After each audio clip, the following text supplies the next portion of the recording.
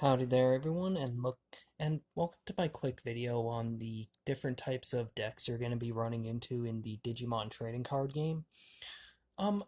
This video is going to be focused on the different types of colors in the deck and basically describing what they do. And this video is assuming that you already know about the Digimon trading card game and basically just kind of trying to help you figure out a deck that you feel comfortable with playing. And so the lingo I'm going to be using is basically just assuming you already know what I'm talking about. So yeah, that's basically what I'm saying. And I'm gonna be making a future video describing just the how to actually play the game. But yeah, just right now, this video is just focused on the colors, what they do, and yeah.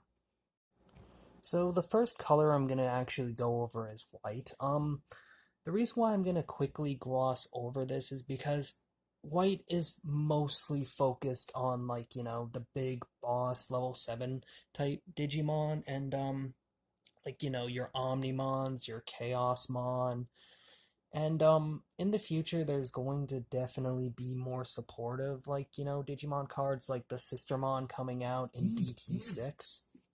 And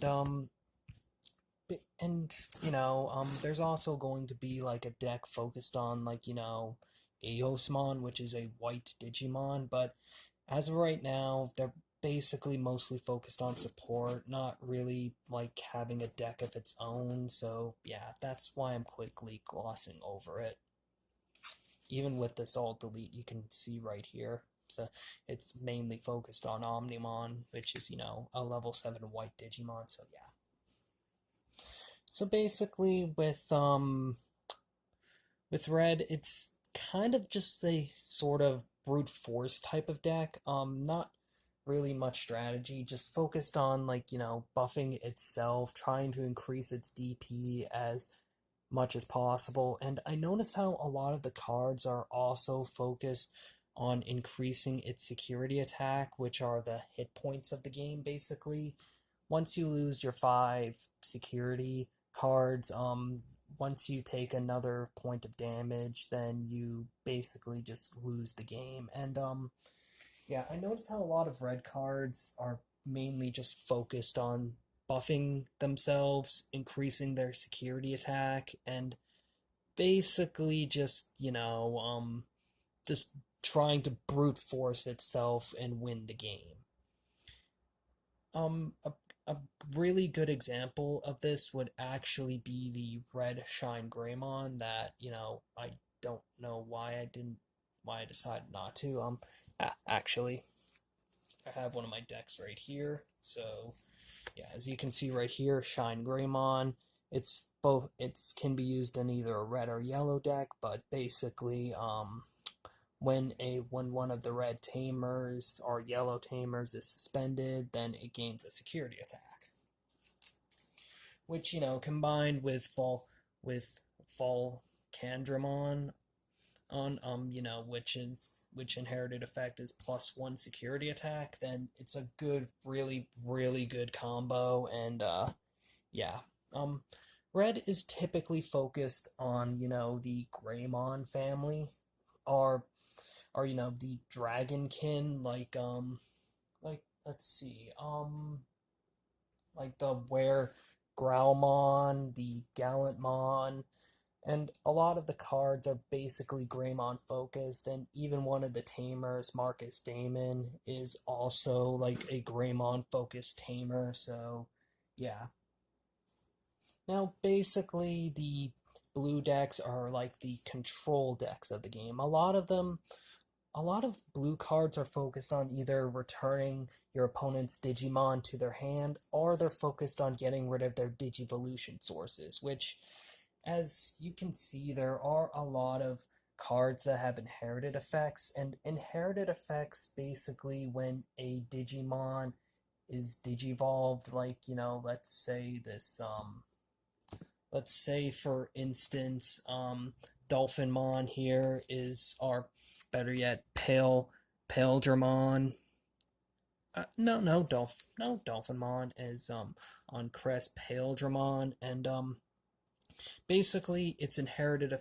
Basically, Crest would gain this inherited effect right here, while Blue is focused on getting rid of those inherited effects, which help the Digimon out. So and base and a lot of the cards also buff themselves based on if the opponent has no inherited effects at all, and they can honestly be pretty annoying and geez, I'm just outright dickish, but that is basically what Blue's about, and yeah.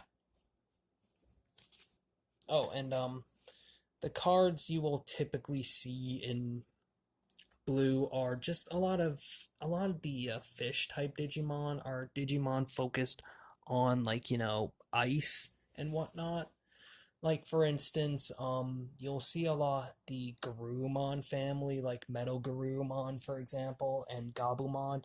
You'll also see the odd Palmon in there, but it's mostly focused on like fish or sea creatures like Gomamon and whatnot. Yellow is focused on just debuffing the enemy Digimon, and basically, as you can see from right here, the Labramon's inherited effect. When an opponent's Digimon has gets deleted by having 0 DP, then basically it'll be able to draw one card. As you can see right here, this number right here, if it'll focus. Come on, focus. Thank you. Yeah, so this has 1,000 DP cards.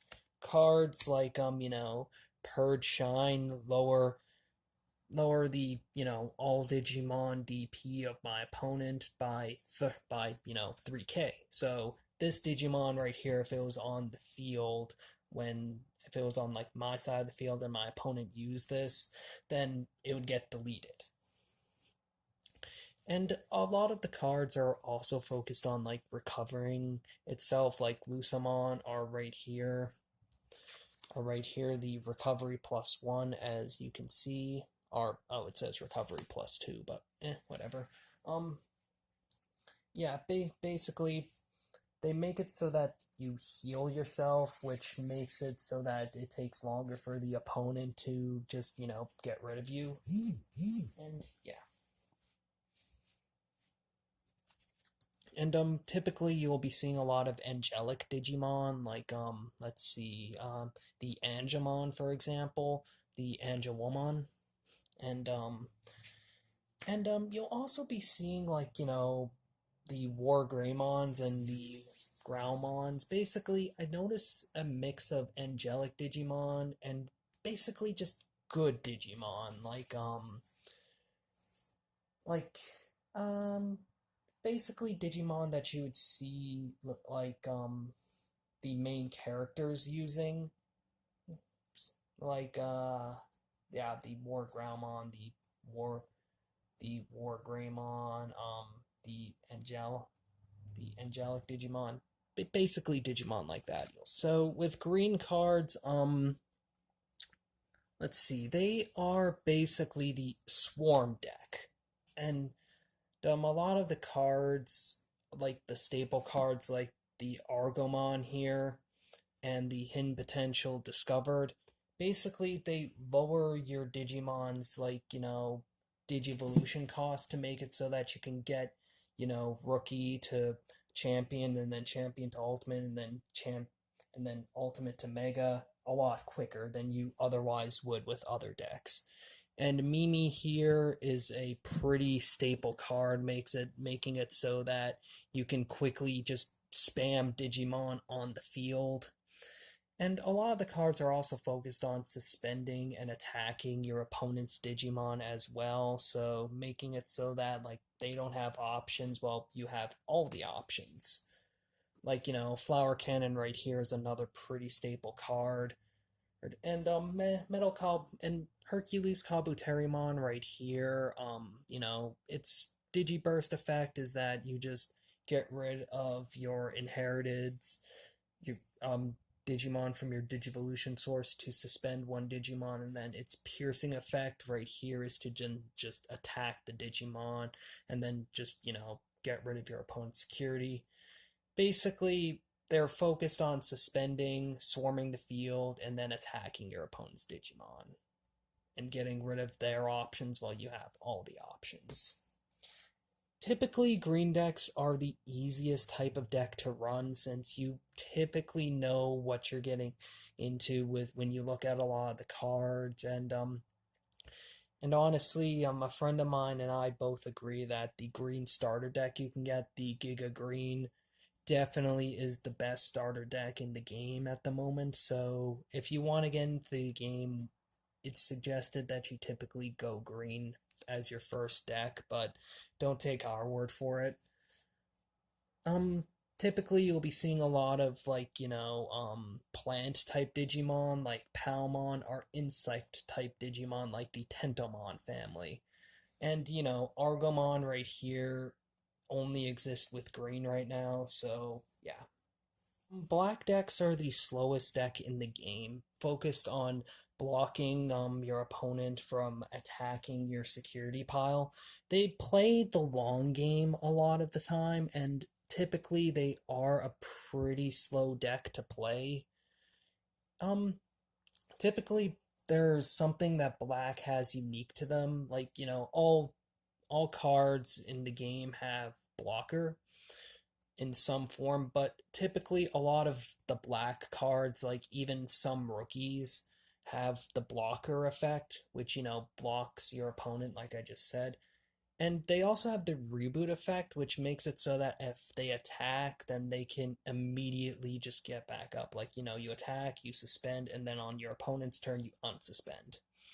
Basically, making it so that if you have a blocker, then you can just, attack, suspend, then yeah, in fact, there's a really nasty combo that you can do with black with the Toy Agumon right here, but I'm gonna save that for another video if I do decide to do this in the future. But yeah, and I think that another thing they have unique to them is this little thing right here, the D-Digivolution, which makes it so that, they have this trash, like, the top card. So, like, let's say, for example, right here, the Andromon was on the Gatsumon. Then, then my opponent plays this. Well, Andromon de-digivolves. I have to put this in my trash. And then, Gatsumon would be on the field. So typically you do have to be careful a lot of the time when you face a black deck, because you could very well be screwed over, since that thing I described actually happened to me where I had a mega level Digimon out on a level 3. My opponent used laser eye, and all of a sudden that mega evolution I had was now a rookie. So, yeah. Typically you'll be running into a lot of like material type Digimon, like the Gatsumon, and our, machine type Digimon, like, the Toy Agumon here, are Machine Dramon. And, typically you'll also be seeing a lot of the Greymon family in the deck, but mostly like the black Greymon, on, like, the Black War Greymon and whatnot. The final deck that I want, and well, the final color I should say that I want to talk about is purple. Purple, they're focused a lot on like milling your own deck to get them in the trash, and you want them in the trash because a lot of the cards, like, Anubismon, for example, Return from the Grave, Back for Revenge, are this guy right here, Night Raid. Make it so that, like, you can play your Digimon from your trash pile or your graveyard or what have you. They're A lot of the cards are also pretty are also like tricksters, like this guy right here. When your opponent plays a tamer, I gained 3 memory. They are they're basically cheaters, tricky Digimon, and basically kind of dicks and focused on necromancy as well. Yeah, if you play like a black deck in Magic the Gathering, then you'll feel the most at home, and you'll be seeing a lot of demon Digimon in this type of deck. And uh, I before I changed my purple deck, I actually milled my own deck and lost a game. It was funny, but yeah. Anyway, those are the types of decks you're going to be running into in the Digimon trading card game. Sorry if my explanation wasn't the best or the greatest, but typically what I'd recommend doing if you want to start the game out is just, choose your favorite Digimon. Like, if you really like War Greymon, then then just get a War Greymon that you like. Like if you get a red War Greymon, make a deck based on red. If you get Metal Garurumon that's purple, make a purple deck. Basically, just make a deck based on your favorite Digimon. And the thing I like about this game so far is that it doesn't matter what type of deck I play.